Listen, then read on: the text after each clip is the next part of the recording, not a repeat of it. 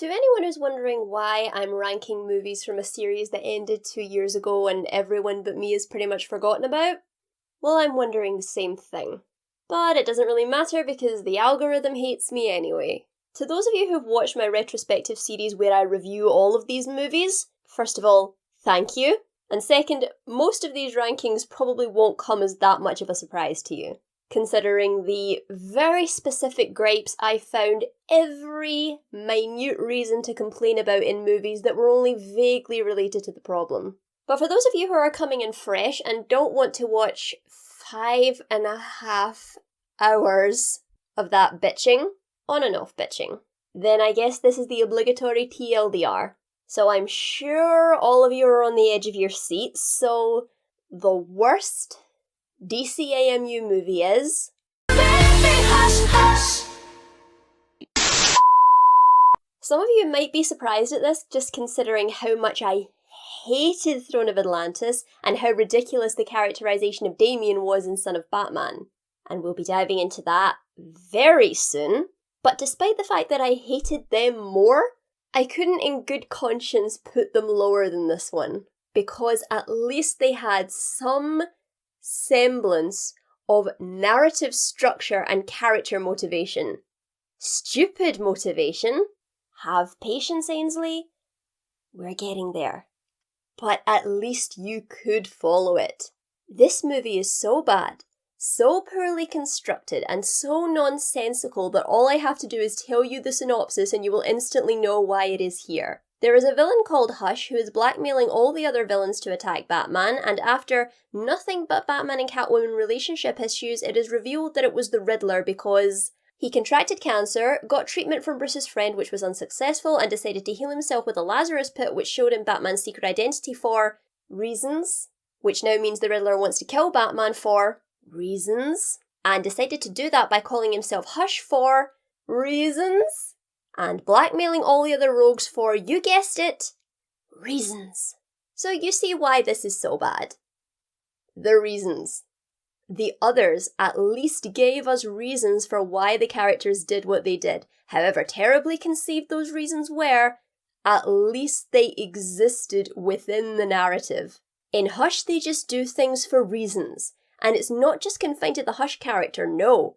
Batman and Catwoman are in love for, of course, reasons.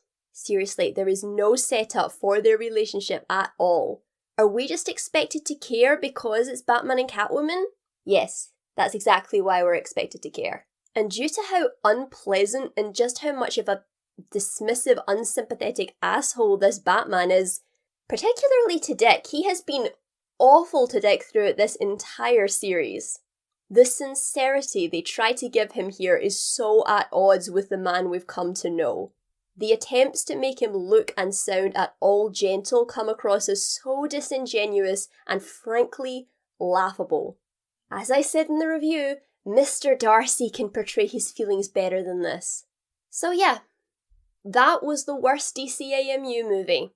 And you could say it only gets better from here, but considering how long I agonised over the bottom 3 slots, I don't think that's necessarily true.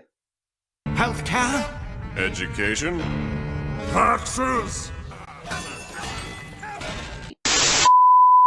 Right. Now we come to the one I hated the most. I should probably say why it bothers me so much. I am very interested in monarchy and how it operates. I am an anti-monarchist, but I am fascinated by monarchy. I will devour any documentary I can on the subject. So maybe the fact that I know how these institutions are supposed to work made me more sensitive to the stupidity involved in this writing, and in the writing of modern Aquaman comics in general. Aquaman does suck, but not for the reasons most people think he does. But I still maintain, even if you know nothing about monarchy, this is some of the stupidest, most naive, most unrealistic writing I have ever seen. And I read fan fiction! And that's no shade on fan fiction, by the way. A lot of fan fiction writers are actually pretty good. Certainly better than some of the official stuff that gets put out. And again, All I really need to do is tell you what the movie is about in order to illustrate this. The queen of an underwater nation years ago abandoned her people to go live with a lighthouse keeper with whom she had a baby, but decided to go back. Her abandonment and infidelity miraculously did not lead to any adverse consequences for her people or the diplomacy of her nation. Ain't that lucky? And in present day, despite the fact that she has another son who has been trained in politics and has been living as a prince his entire life, he's a meanie person who we know is mean because look at him, and we wrote all his lines with whiny undertones, so of course she's making a great, valid political decision in giving her lighthouse keeper son the throne of the most powerful nation in the world because she didn't like her husband, and he was mean in an undisclosed fashion. Look, he's wearing dark clothes, and the queen is wearing light clothes, and the son is also mean and in dark clothes. So, of course, the man with an education that probably ended in high school is going to be the bestest king and bring about peace between worlds and lead a nation into the next century. I'm not exaggerating, they actually say that in the movie. Someone who understands the surface world and will lead us into the next century. She believes you are our future and can forestall war and bridge the two worlds. So remember, kids, as long as you fell out of the right vagina, you too have what it takes to lead a nation.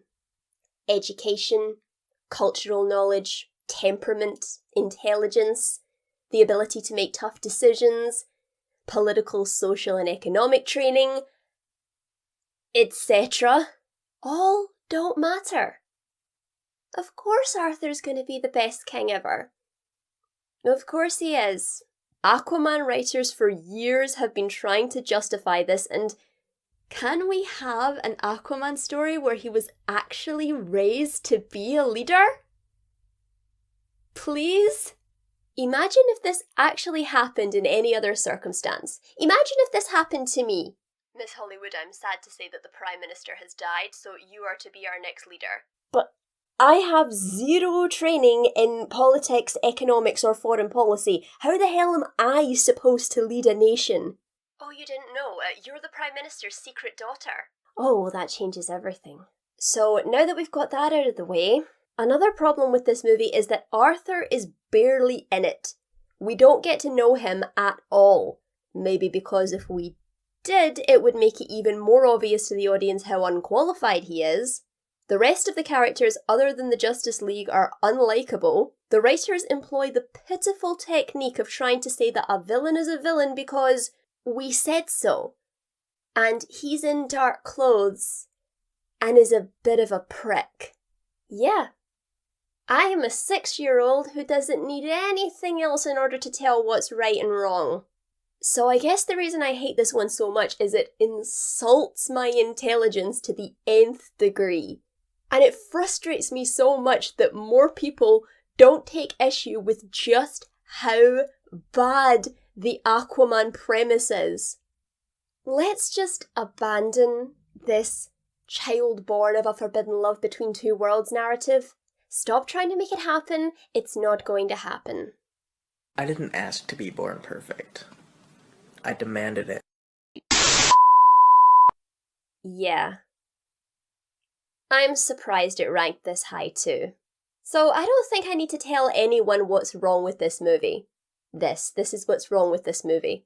Now, I am one of the few people who actually likes Damian because in the comics, even though he was violent, unpleasant, and just all round not good company, he was just a child, and more than that, he had been told that this was the way to get your parents' attention and love. Prove yourself, get rid of the competition, remove obstacles, earn their love. So looking at it through that lens, I couldn't help but feel for him. Especially because Grant Morrison actually bothered to remind us that this was in fact a child we were dealing with, rather than trying to disguise that fact, which is what the movies did. So just for fun, let's go through all of Damian's accomplishments and keep in mind that this is a 10-year-old boy. Expert sword fighter, hand-to-hand fighter able to take down 300-pound men, a genius hacker at the age of 6. I hacked into NORAD when I was 6. It was easy. Endurance swimmer. The rig is 50 miles off the coast. What's he gonna do? Swim there? And just to throw this one in there for fun, business and data analysis. All things the highly trained adults around him couldn't do. Oh, and I can't forget.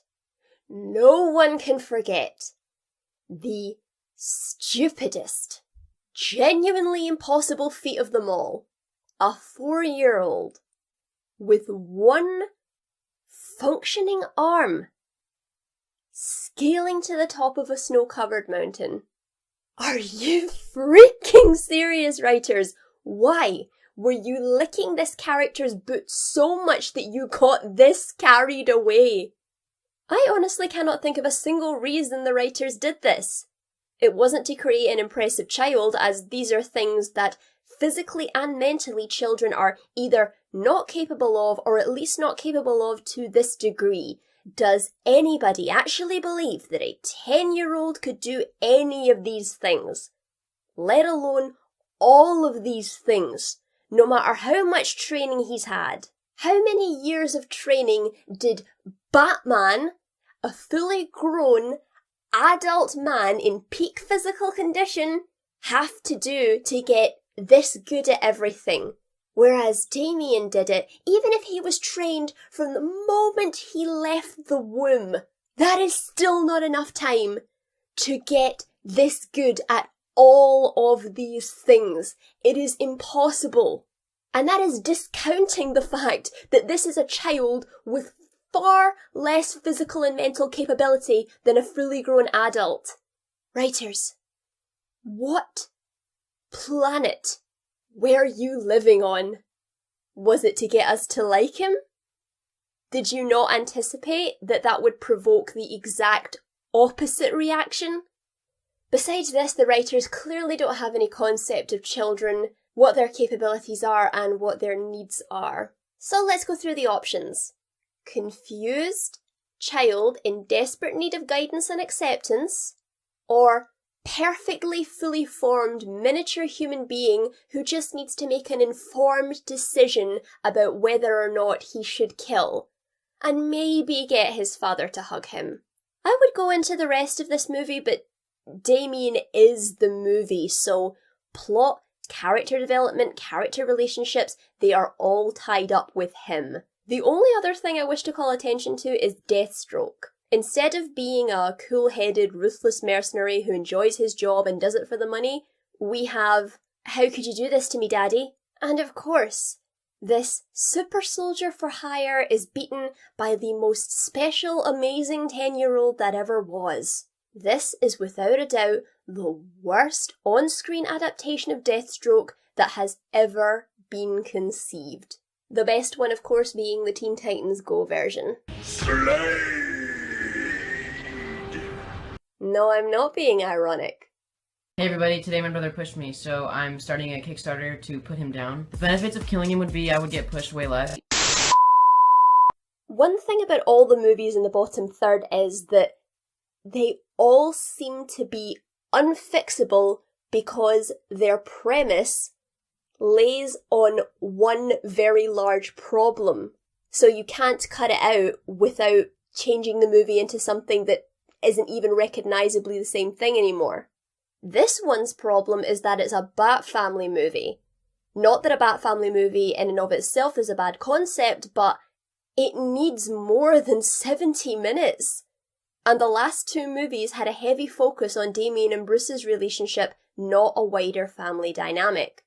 So they try to introduce both Batwoman and Batwing and tell us that this is going to be Dick Grayson taking up the cowl a la Batman Reborn, when that element is barely in the movie. If you are going to make a Bat family movie, we need to know what all the relationships are like.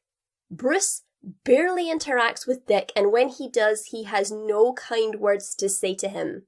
And to be honest, throughout the whole DCAMU, there are no interactions between these two characters to suggest that they have anything resembling a meaningful history.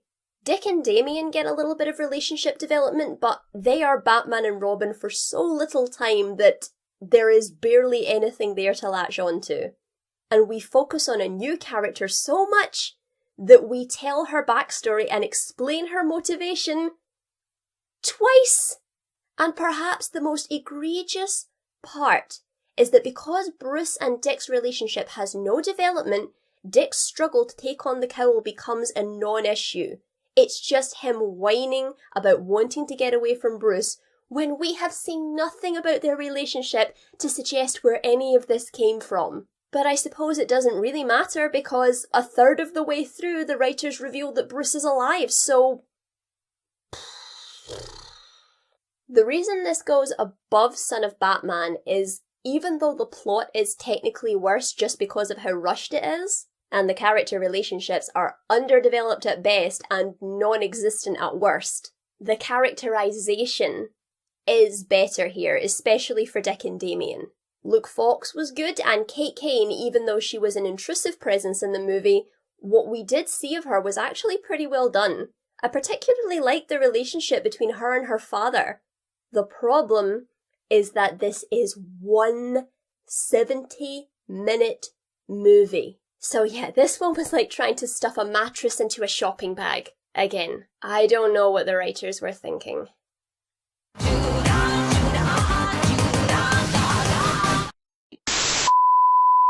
Now I know I promised everyone a comic book comparison on this one. Don't worry, that one will come eventually. But I tried to stay away from the comic books while I was reviewing these movies because I wanted them to stand on their own as much as I possibly can, although invariably my comic book bias did come into play. In the case of Judas Contract, it's a storyline that was groundbreaking in its time for many reasons. I'll be saving that for the comparison video. But for those very same reasons, it doesn't really hold up for modern audiences who are overexposed to the kind of thing it broke ground on. So any adaptation is going to have to do some work to modernise the story and add new and exciting elements while still remembering that this is an iconic storyline, so they're going to have to be careful what they do with it. Judas Contract the movie fails on all fronts with this. The Teen Titans animated series decided to take the villain whose main purpose was to be a psychopath, and I mean that in the true psychological sense of the word. Cold, callous, unemotional, manipulative, no feeling for anyone, and turned her into a misguided lost soul being manipulated by a powerful adult, whereas in the comic the manipulation was entirely mutual. Judas Contract the movie tries to have it both ways. They make her mean, callous, snarky, and so unlikable, and then try to make us sympathise with her in the most over-the-top, pathetic way possible. This is so desperate, because teenagers, at the most emotionally vulnerable point in their lives, never get sucked in by manipulative adults who want to use them for their own gain. No, you have to have been almost lynched for that to happen. Having said that though, the Terra-Slade interactions are genuinely well written and manage to provide a level of discomfort without him ever having slept with her. So maybe the writer is capable of exercising some restraint. Although I feel like this line was probably forced upon them by the studio.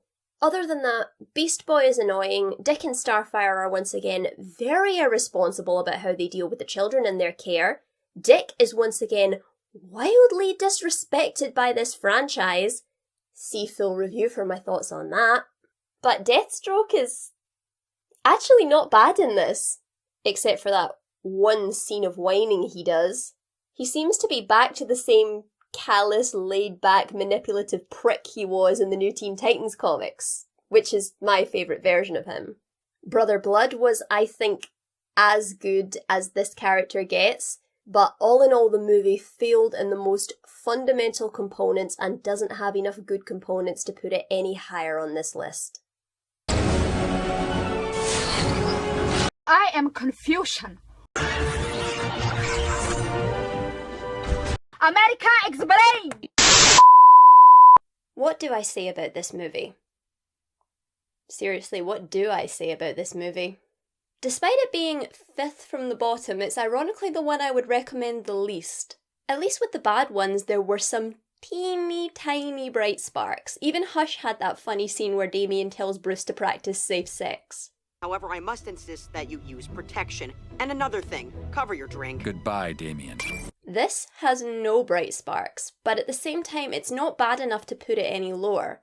One of the worst things about it is, again, a certain kind of childish morality, as Damien is sent to be a part of the Titans and finds that there's no information on the very dangerous members of the team, and Starfire frames it as their business is their business.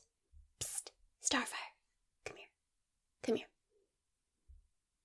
They are freaking minors.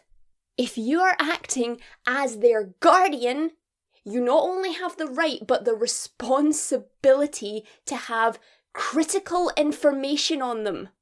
Especially since they have devastating powers and you are teaching them to use those powers. You thought it wasn't necessary or prudent to get crucial information on these kids. How could you be so freaking irresponsible? And this is not intentional characterization either. The writers genuinely thought this was the right thing to do. So we're dealing with Throne of Atlantis levels of worldliness here. Besides this, Starfire could be replaced with a blank sheet of paper. She's so devoid of personality.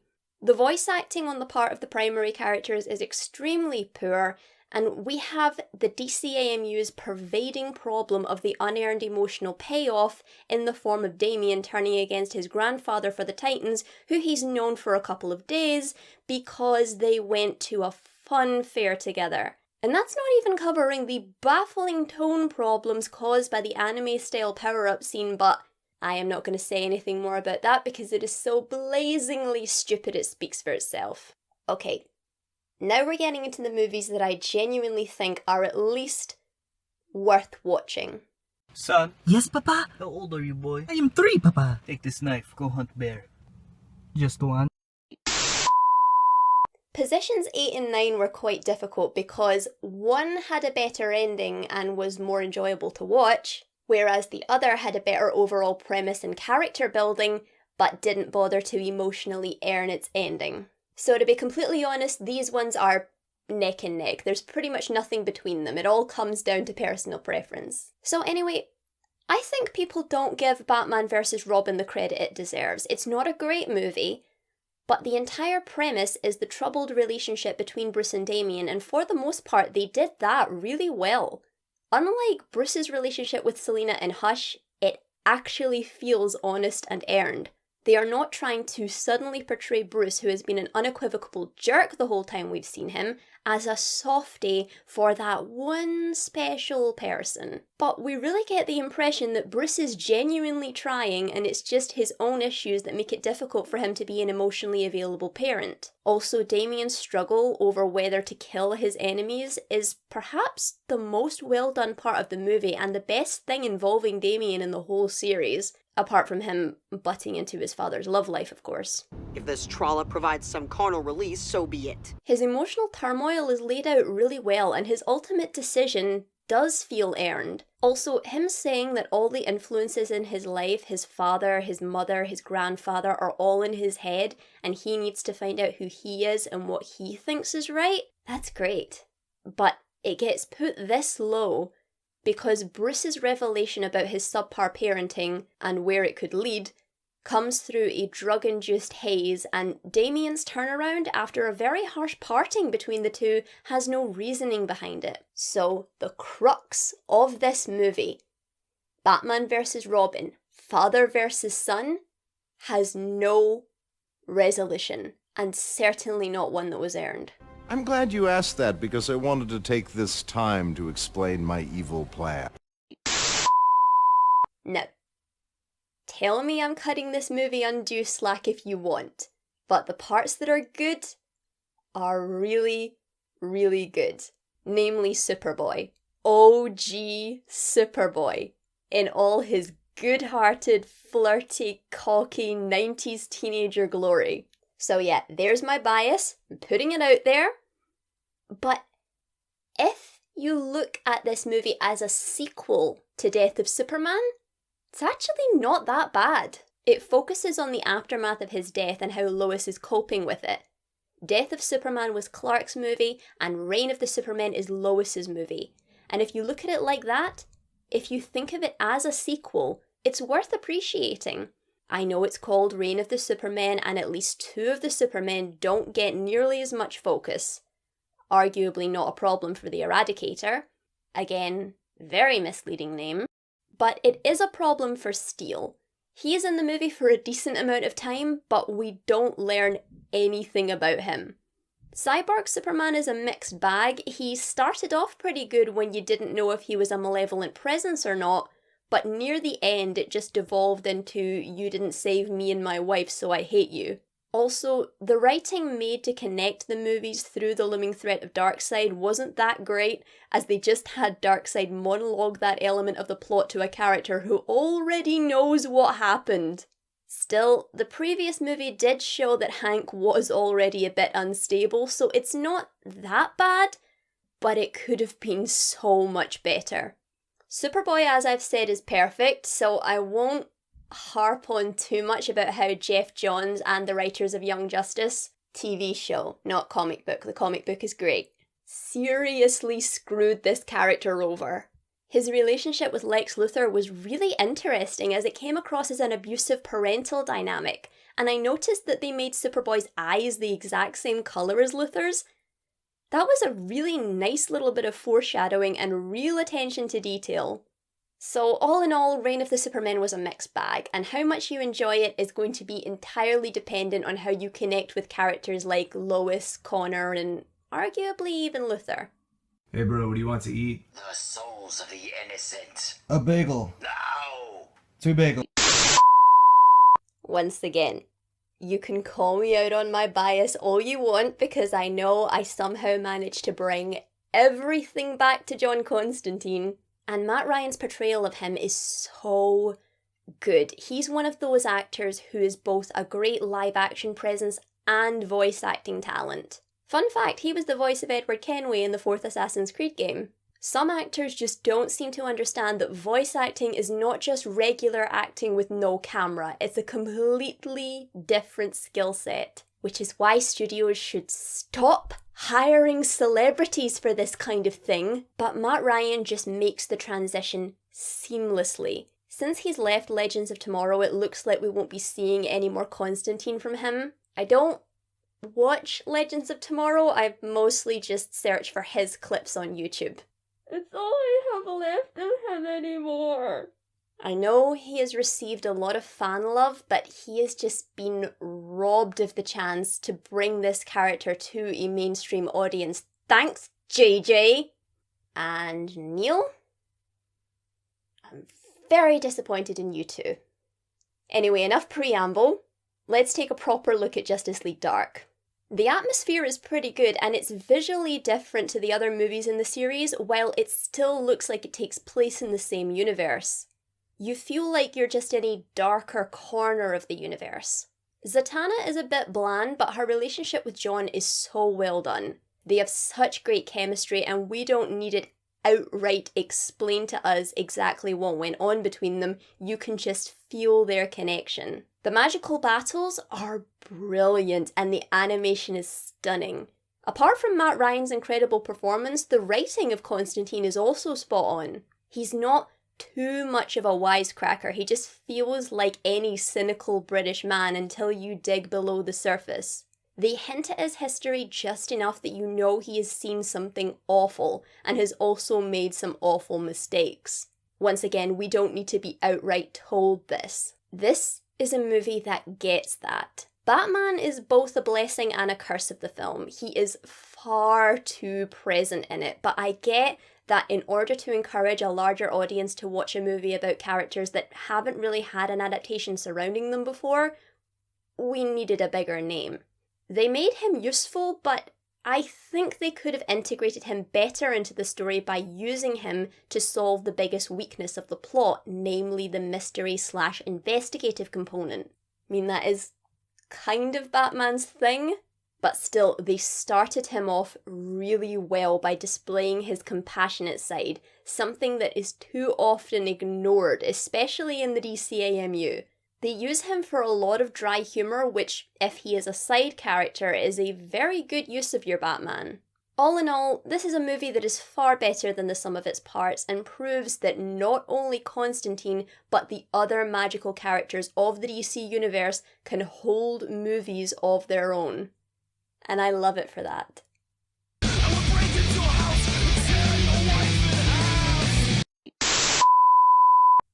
Oh boy, and I thought Reign of the Supermen was a mixed bag. This one is split right down the middle with great elements and awful elements. And since we're moving more towards the good end of the scale, let's start with the bad so we can end on a high.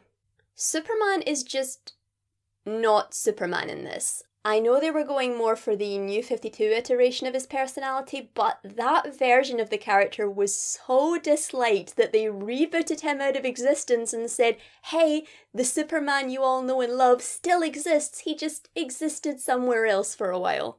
So I do not know what possessed the DCAMU writers to go with this version of the character. I know it's kind of set up for the mistakes he'll make in Apokolips War, but it comes at the cost of him being so arrogant and not having the roguish charm to pull it off. And Wonder Woman. My god, what did they do to you? Charles Moulton Marston would be rolling over in his grave. Even the New 52 version of her was not as awful a person as this. She is a foreign diplomat who ditches a meeting with the president to go wander around aimlessly until she comes across ice cream. The president only has a few minutes to meet you. I grew weary of waiting for him, so I left. You are going to neglect your duty of diplomatic relations because you grew weary of waiting? What kind of fucking child are you? Can't walk out like that, Diana. You're a political envoy. I am a warrior. She seems to be interested in nothing but fighting. There is my true responsibility. And this is the reaction she has when she sees Superman for the first time. My God. Now, I want to preface this by saying that I know the majority of women do like men who are stronger than them. And I also do not like today's attempts to portray, quote, strong female characters. It's cheap, it's pandering, and it comes at the expense of actually having to do good female characterization. So please don't mistake me when I say this. I am not trying to say that women are wrong for liking men who are stronger than them. That is not what this is about on any level. This is about taking an entirely unique character. Say what you want about Marston, but I am telling you, rolling over in his grave and making her just another everyday run-of-the-mill action chick who is also into the big strong man she can have rough and tumble with. Once again, I am wholly unbothered when female characters do this, but with Wonder Woman, it genuinely makes me want to throw up. You just had to take the strongest woman in the world, and instead of her having a healthy respect and appreciation for a fellow warrior, her instant reaction to seeing a guy who's stronger than her is to instantly become infatuated with him. Do you honestly think this is something Wonder Woman would care about? Do you really just think, oh, she's a strong woman, so she's obviously going to want a strong man? If that pops into your head, please, in all sincerity, genuinely think why. And if you're going to throw out the frankly pathetic compatibility argument, why has that never been a question for Lois Lane, Mary Jane, Betty Ross? Need I go on? You know, I think I will. Jane Foster, Peggy Carter, Iris West. I'll stop now. So, you take a wholly unique female character who, despite being physically strong, solves her problems through gentle means as much as she can, and sees people for who they are, past their outer shell, past their inner strengths and weaknesses, and sees them for who they truly are, and decide to make her strong by turning her into a bloodthirsty airhead who ditches her responsibilities and swoons at the sight of the first strongman she sees, rolling in his grave. So, you might be wondering why this movie ranked so high. Because everything else is pretty spot on. The first half of the movie is entirely spent introducing us to the cast, and the second half is just one big battle. You'd think with a format like that, this would be awful, but it's really not. The introductions to most of the characters are great, and Victor's issues with his dad, Billy with his foster family, Hal with Batman of all people, and the introductions also simultaneously serve as a setup for the battle to come. And the fight itself is full of action. It's not just a big punch-up, it actually has several interesting components going on at once. And all in all, the movie is a pretty decent setup for both the Justice League as an entity and the looming threat of Darkseid. Ensemble movies can be very difficult just because of how much of a balancing act they are. And despite my disdain for two of the characters, I think they balanced it perfectly. Honestly, I don't remember. I was probably fucked up. Yeah, I was crazy back then. So you know that very ranty, very angry Ainsley that you just saw talking about Wonder Woman and Justice League War? We're gonna just put her away for now, because this one came as a pleasant surprise. It had a few issues, such as all the villains, all but one had underdeveloped or even no motives, and of course there were far too many of them. The one that was actually developed started off pretty good, as the whole plot centered around her relationship with Wonder Woman, but the pacing of how that relationship broke down and was built up again was not great. The whole idea behind the relationship and the turn to villainy was a good idea in my opinion. It was kind of like a lesser sibling syndrome, as Vanessa's mother was too preoccupied with Diana to give her daughter the emotional support she needed. And even though Vanessa really liked and bonded with Diana, it put a wedge in their relationship.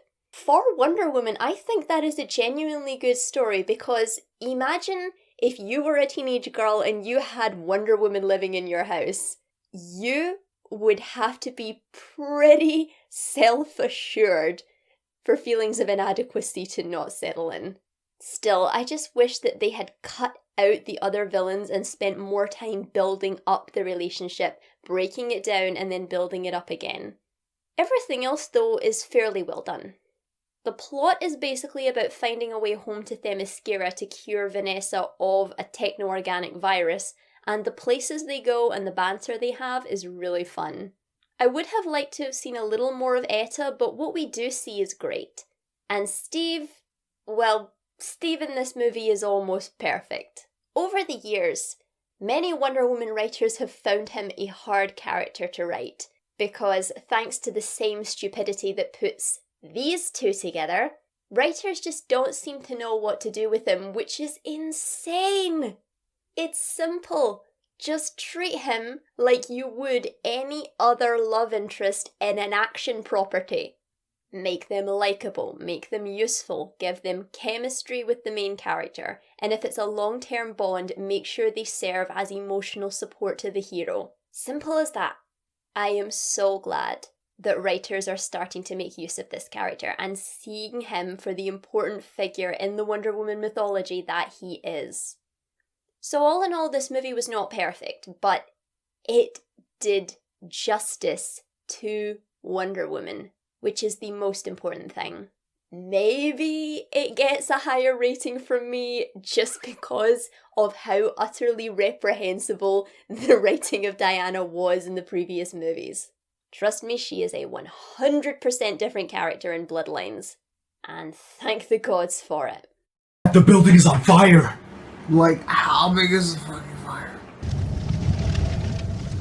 Big. So, the quality of this one is a bit controversial, for lack of a better word. When it first came out, some people were hailing it as better than Endgame, whereas others were complaining about how little sense it supposedly made. And while I'm mostly in the former camp, I can see that without the rose-coloured glasses that comes with the excitement of seeing all your favourite characters team up in a spectacular way, the movie does have problems that will get on people's nerves.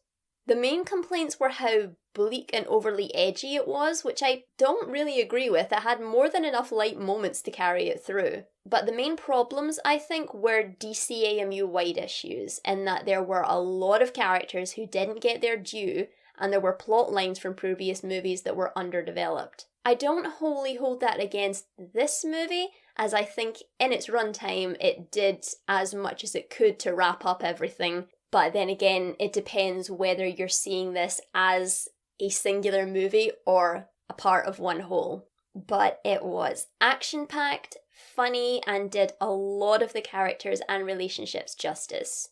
The main rule when it comes to who got shafted and who got to shine in this movie, it's probably best to think if the other movies seem to care about them, this one probably will. Probably. So I know, considering my attachment to the characters they did focus on, not naming any names here, I have a fairly high opinion of Apokolips War. The ending was perhaps the most controversial thing about it. I say that it, as well as the rest of Apokolips War, is full of tropes and writing decisions that, for better or worse, embody comics. And if you, like me, have been trained to accept them, then this ending probably won't bother you. I saw it as just a way to make room for something new, like every DC reboot event. What will you learn? What will you learn? That your actions have consequences!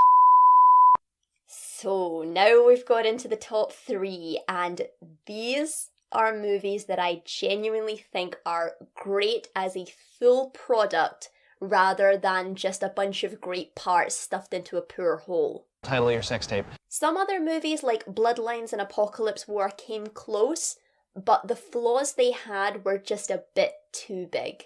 Flashpoint was a great way to start off this series. If you ignore the time travel stuff, which is always a little wonky no matter what you do, and the fact that Barry is a bit underdeveloped personality-wise, it's almost perfect. It's fun, action-packed, the alternative universe is incredibly interesting but not overdone, meaning we see a lot about the world but we stick to the plot. Thomas Wayne is great, incredibly intimidating but not absent humour. Thawne is fantastic, even though considering the plot you could take him out and nothing would change, but he earns his place by making up for the personality Barry is lacking. And the way it handles Barry being responsible for this whole thing, not for misguided selflessness, but for a selfish act for his own gain, is again really well done. The fix is so nonsensical, but tuning out the time travel is the best way you can enjoy Flashpoint. Whereas a lot of the other entries had great elements that the end product didn't live up to, this had poor elements, but somehow managed to be a solid movie despite them. Isn't it strange how the more positive I get, the less comments I have to make? It probably says something about me, doesn't it? I'm the bad guy. Duh. This one was even more of a surprise than Bloodlines, in the best way possible.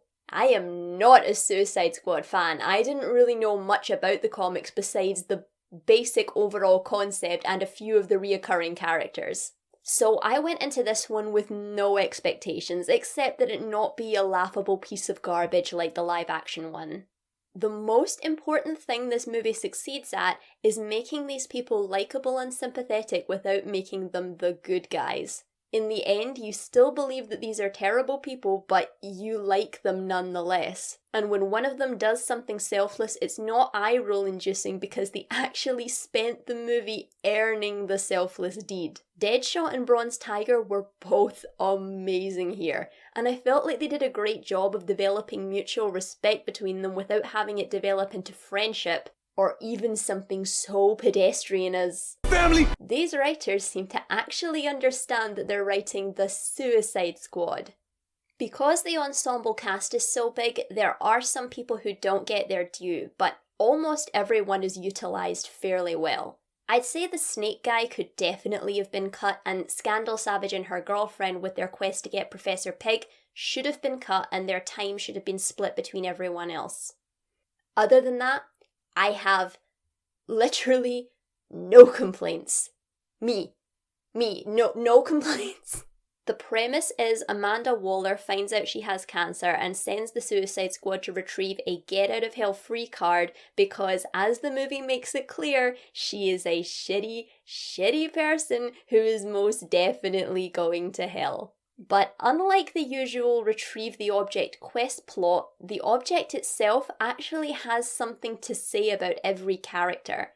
Everyone's reasons for either chasing it or not chasing it reveals something about them. So, taking into account movies, TV show, books, video games, this is quite possibly the best object retrieval plot I've ever seen.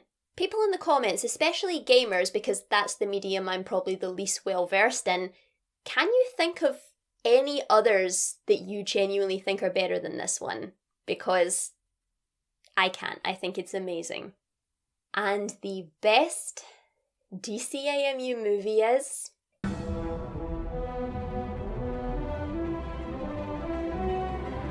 yeah, no jokes for this one.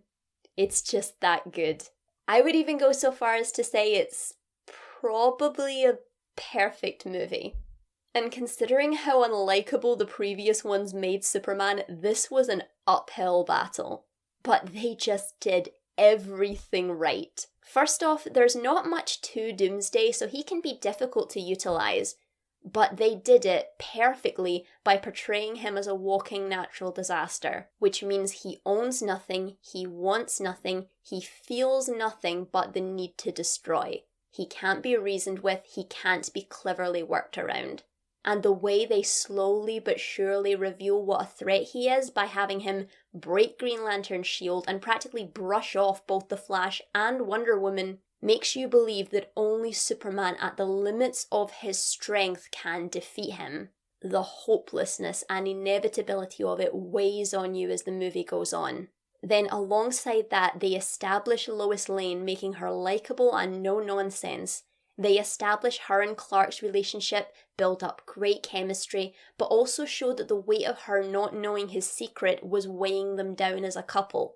They expertly got us to care about this relationship so his death would be even more heartbreaking when it came. They made Lois incredibly brave without being stupid about it, using her passion and frankly duty as a journalist to put her in danger right next to Clark. But instead of her getting in the way, her presence makes him stronger. All this combined means I can say they earned Superman's death.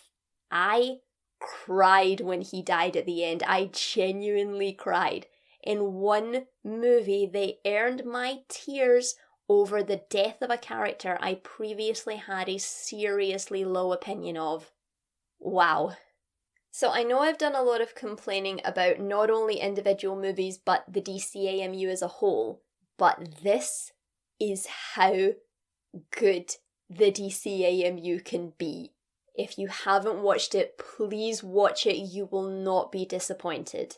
And feel free to tell me I'm wrong, I always welcome that, but for me, this is the best Superman movie ever made. So there you have it. I have ranked all 15 of the DCAMU movies, and for those of you who are wondering where Constantine's City of Demons is, I didn't include it because when I first started this series, it wasn't considered a DCAMU movie. It was only later that it was added to the lineup, and even then it doesn't feel like a DCAMU movie. Despite it having the same voice actor and the same design for the character, it doesn't feel like it takes place in the same universe. Like in Justice League Dark, it felt like the same universe, just a darker corner of it, but City of Demons feels like it takes place on an entirely different plane of existence. The story, the tone, the fact that it is so disconnected from everything else that is going on, and also the fact that it wasn't made by Warner Brothers Animation, it was made by the CW. So yeah, I'm not including it because I have done so much on the DCAMU. I feel like I'm entitled to say what I feel is a DCAMU movie and what I feel isn't one. But for those of you who are curious as to where this one would have ranked, it would have been a solid 2nd or 3rd place. And lastly, if you're not subscribed, please do. Still making a push for that 1,000. I'll get there someday. And let me know, what do you think of this ranking that I've done? What is your ranking of the DCAMU movies? What do you think's the best? What do you think's the worst? I am seriously very curious. So thanks everyone for joining me one more time. This movie series will never leave me. I have still got several comic book comparison videos to do, but I am stepping away from this series for a while because I'm sure you are all sick and tired of hearing me talk about it. I'm sick and tired of hearing me talk about it. So this is going to be the last one for at least a wee while. I promise. I promise.